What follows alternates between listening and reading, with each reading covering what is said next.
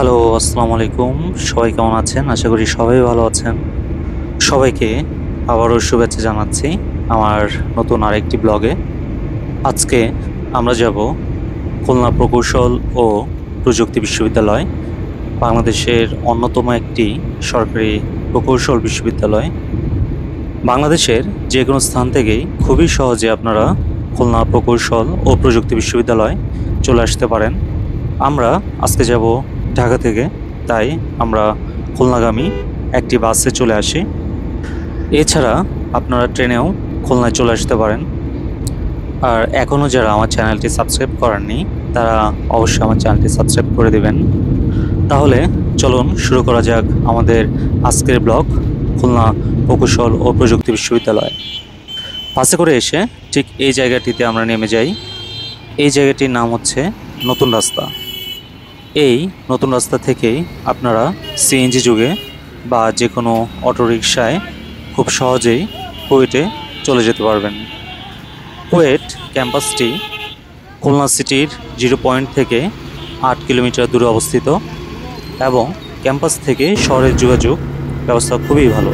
Already আমরা একটি CNG নিয়ে নিয়েছি এবং এই সিএনজি যুগে শুধু 30 টাকায় আমরা ক্যাম্পাসে পৌঁছে যাব। এটি জেলা বাস টার্মিনাল হতে 12 কিলোমিটার দূরে এবং খুলনা রেল স্টেশন হতে 10 কিলোমিটার দূরে অবস্থিত। আর যারা ট্রেনে আসবেন তারা স্টেশন থেকেই সিএনজি নিয়ে চলে আসতে পারবেন। সিএনজি আপনাকে ঠিক এই স্থানটিতে নামিয়ে দিবে। এই স্থানটির নাম হচ্ছে ফুলবাড়ি গেট। ফুলবাড়ি গেটের এই মোড় থেকেই আপনি হাতের বামে তাকালেই দেখতে পারবেন খুলনা প্রকৌশল ও প্রযুক্তি বিশ্ববিদ্যালয়ের মেইন গেট। পূর্বে এর নাম ছিল Bangladesh Institute of Technology Khulna ও তার আগেও এর নাম ছিল খুলনা প্রকৌশল মহাবিদ্যালয়। চলুন কুয়েট নিয়ে আমরা আরও কিছু তথ্য জেনে নেই। কুয়েট খুব উচ্চমানের শিক্ষা প্রকৌশল, পাশাপাশি মৌলিক বিজ্ঞানের প্রধান শাখাসমূহ গবেষণা ও উন্নয়নমূলক কর্মসূচির জন্য খুব ভালোভাবে পরিচিত। কুয়েট 1967 সালে রাজশাহী বিশ্ববিদ্যালয়ের প্রকৌশল অনুষদের অধীনে খুলনা ইঞ্জিনিয়ারিং কলেজ হিসেবে প্রতিষ্ঠিত হয়।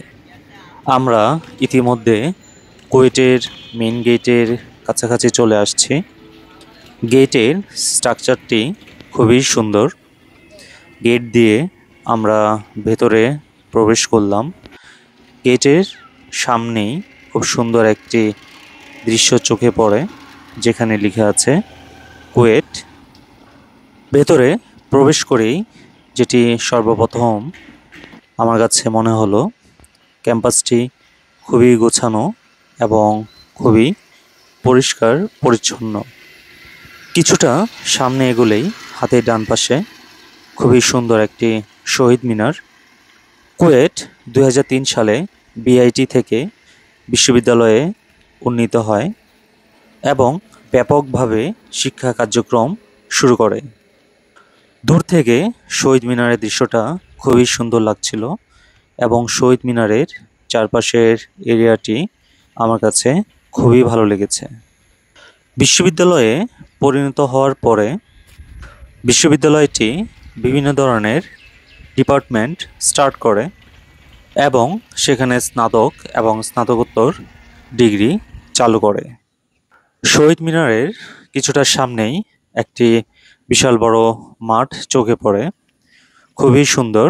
এবং কুয়েটের যে জিনিসটা আমার কাছে খুবই ভালো লেগেছে, রাস্তার দুই পাশে সারি ধরে গাছ এবং সম্পূর্ণ রাস্তাটি এই বিশাল বিশাল গাছের ছায়ায় আবৃত। আর সামনে এক বিশাল পুকুর এবং পুকুরের পাড়ে হচ্ছে একটি হল দেখতে পেলাম, খান জাহান আলী হল।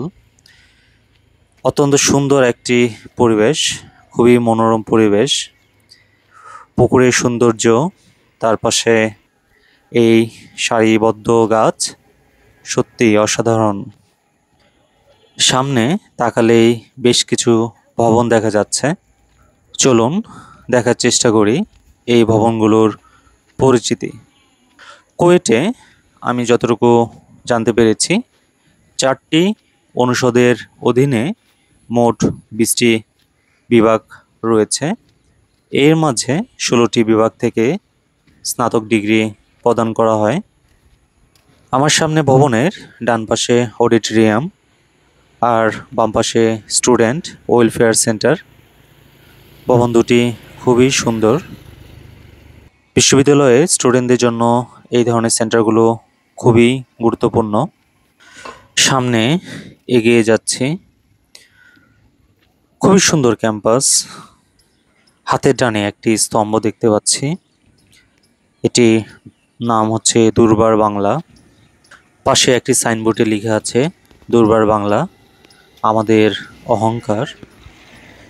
আমি খুব সকালে ক্যাম্পাসে আসি, যে কারণে এখানে ছাত্রছাত্রীদের আনাগোনা এখন খুবই কম।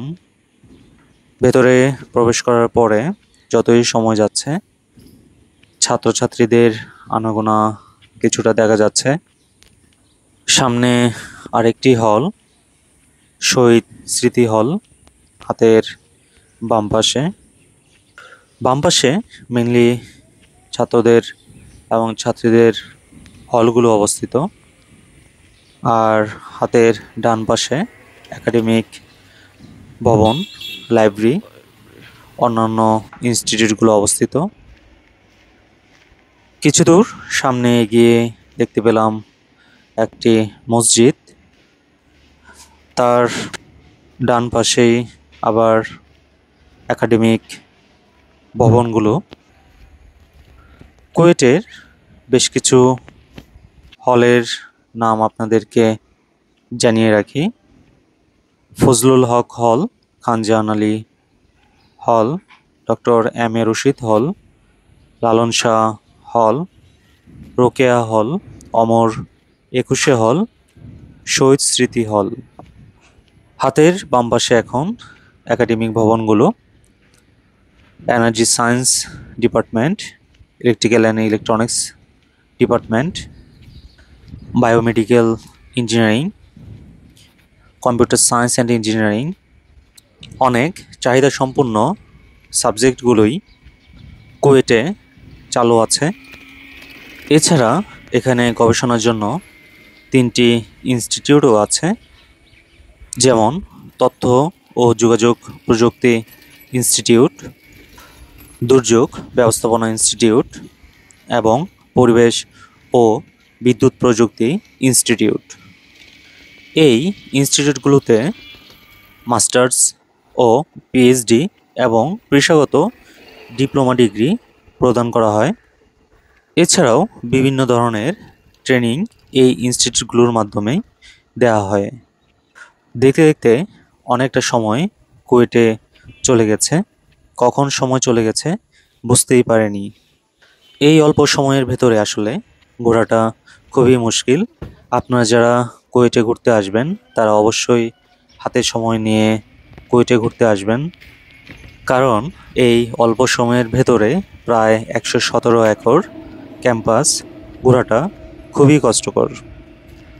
কুয়েটের ক্যাম্পাস আপনাদের কেমন লেগেছে আমাকে কমেন্টে জানাবেন।